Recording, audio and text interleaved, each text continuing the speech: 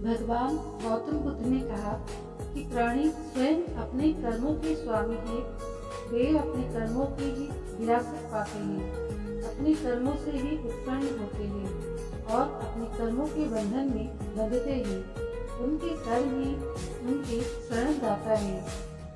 नमस्कार दोस्तों, स्वागत है आपको गौतम बुद्ध की इस कहानी में। आज की कहानी मनुष्य अपने कर्मों की स्वामी। भगवान बुद्ध के प्रवचन सुनने के लिए एक व्यक्ति नियमित रूप से आता था।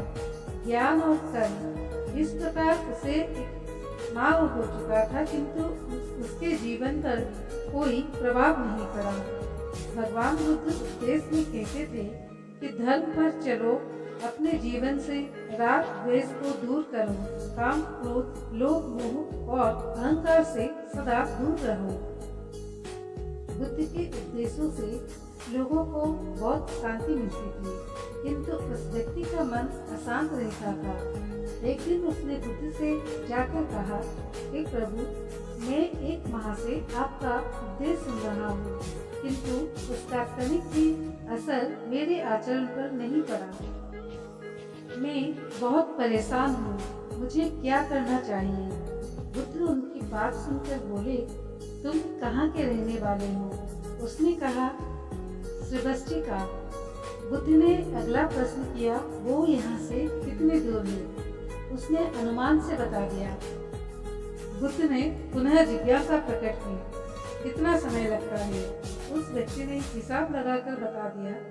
बुद्ध ने कहा, अब बताओ कि क्या तुम यहाँ पर बैठे बैठे ही अपने घर पहुँच सकते हो? उसने कहा, ये कैसे हो सकता है? वहाँ पहुँचने के लिए तो चलना होगा।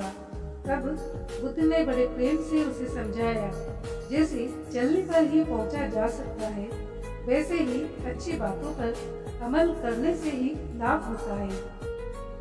हे प्यारे, तुम मेरे ज्ञान के साथ अपने कर्म को जोड़ दो, तब तुमको उत्तम फल मिलेगा।